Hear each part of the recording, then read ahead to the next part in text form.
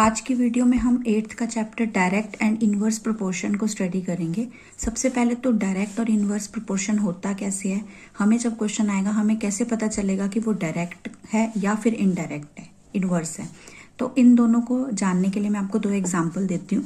देखिए, अगर हमारे पास 1 कॉपी की कॉस्ट जो है वो दे रखी हो ₹10, तो ऑब्वियसली 5 कॉपीज की जो कॉस्ट होगी वो कितनी होगी, 5 मल्टीप्लाइड बाय 10 मीन्स 50। अब दूसरा एग्जाम्पल लेते हैं कि अगर हम कोई काम कर रहे हैं जिसमें हमने 5 पर्सन्स को लिया है, 5 पर्सन्स एक काम को 10 डेज में कर रहे हैं।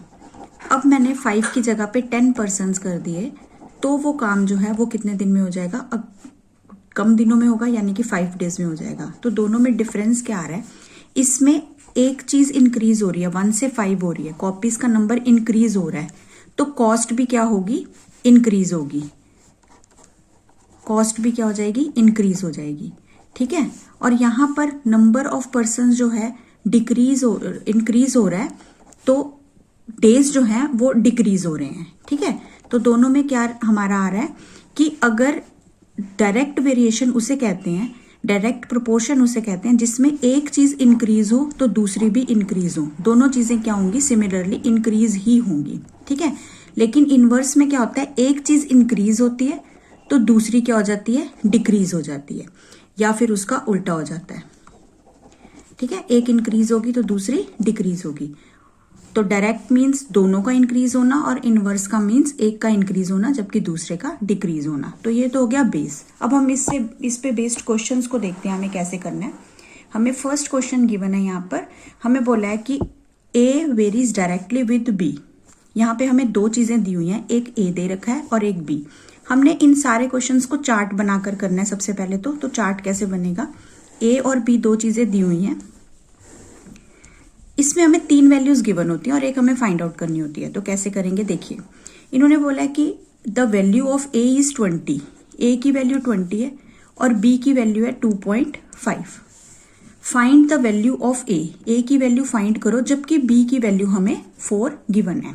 तो हम इसको सॉल्व कैसे करेंगे, देखिए, 20/2.5 इज इक्वल टू x/4। जब डायरेक्ट प्रोपोर्शन होता है तो दिस अपॉन दिस सीधा सीधा जाता है, ये इसके अपॉन में और ये इसके अपॉन में। अब इसको हम करेंगे क्रॉस मल्टीप्लाई, तो इसको इससे मल्टीप्लाई कर दूंगी तो 20, ये वाला 4 इधर आके मल्टीप्लाई हो जाएगा और ये 2.5 अपनी जगह पे रहेगा। ये हमारा x, क्योंकि x की वैल्यू निकालनी है तो x इधर ही रहेगा, इसको इससे मल्टीप्लाई कर दिया और 2.5 अपनी जगह पे रहा।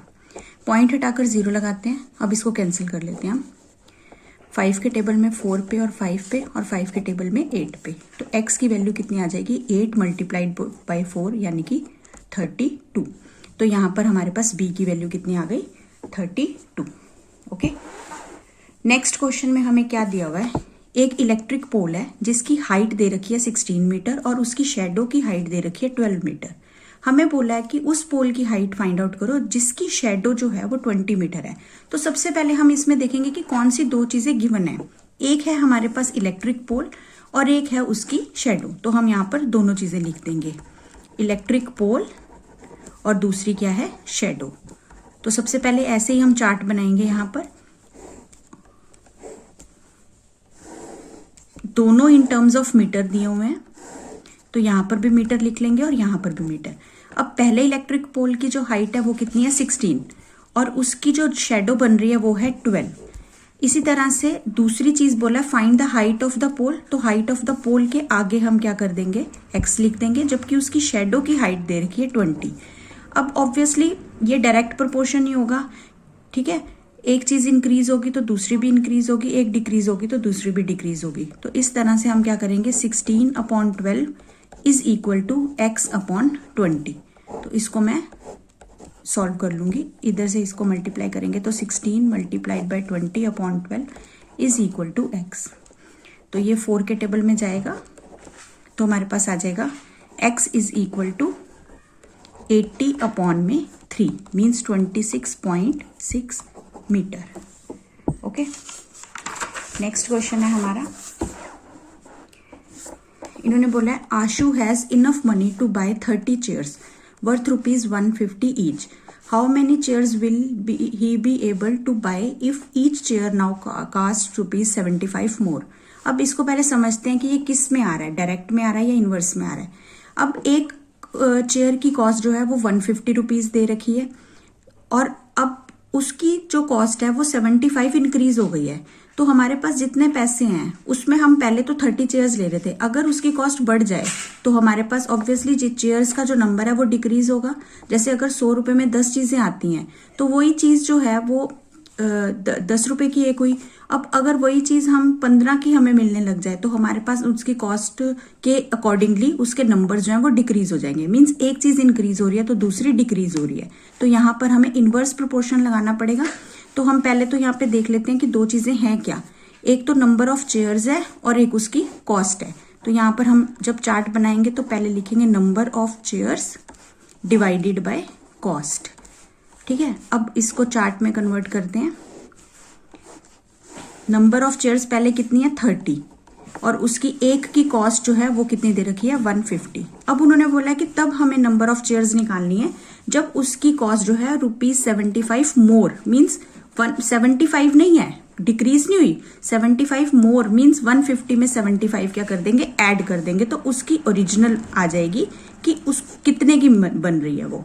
तो ये अब बन रही है 225 की। तो एक चेयर की कॉस्ट बढ़ी है तो नंबर ऑफ चेयर्स डिक्रीज होंगे, तो एक चीज इंक्रीज हो रही है दूसरी डिक्रीज। तो हम लिखने में जैसे पहले क्या था, ये अपॉन में ये और ये अपॉन में ये था, लेकिन इनवर्स प्रोपोर्शन में क्या होता है, इस तरह से जाते हैं हम लिखने के वक्त, ऐसे और फिर ऐसे, पहले ऐसे जाते हैं और फिर ऐसे जाते हैं। ठीक है, तो हम यहाँ पे क्या लिखेंगे 30 divided by x is equal to 225 divided by 150। मैं दोबारा बता देती हूँ कि यहाँ पे वन ऐसे हमारे पास चार्ट बना हुआ है, जब इनवर्स प्रोपोर्शन होगा तो पहले ऐसे जाएंगे फिर ऐसे जाएंगे और उनको अपॉन में लिख देंगे और फिर दोबारा से हमारा क्रॉस मल्टीप्लीकेशन होगा। x को पहले मैं मल्टीप्लाई करूंगी 225 से और 30 को करूंगी 150 से। अब x इधर ही रहने देंगे, 30 इंटू 150 डिवाइडेड बाय 225। इसको हम सॉल्व कर लेंगे।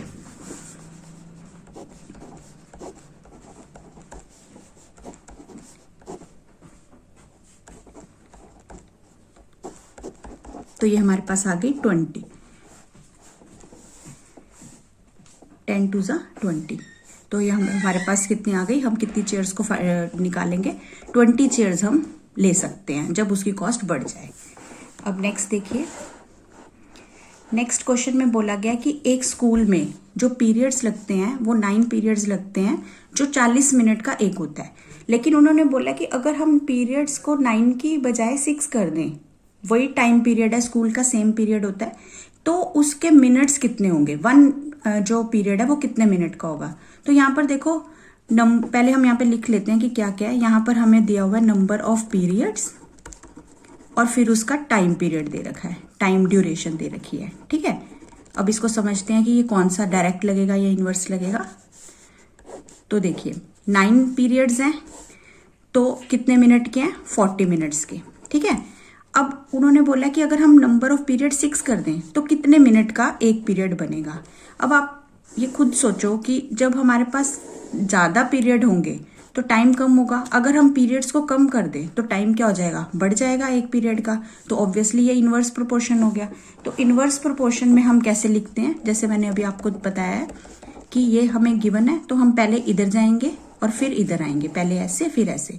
तो 9 divided by 6 is equal to x divided by 40, इस तरह से आते हैं। ठीक है, तो इसको हम फिर दोबारा से क्रॉस मल्टीप्लाई करके करते हैं। x को 6 से करेंगे तो 6 मल्टीप्लाइड बाय x और 9 को 40 से करेंगे, x इधर ही रहने देंगे, 9 इंटू 40 अपॉन में ये 6 आ जाएगा। तो इसको सॉल्व कर लेते हैं, तो ये हमारा आ जाएगा 60 मिनट। तो अब हमारे पास जो आंसर आया है वो है हमारा 1 पीरियड जो है वो 60 मिनट का हो जाएगा। ओके।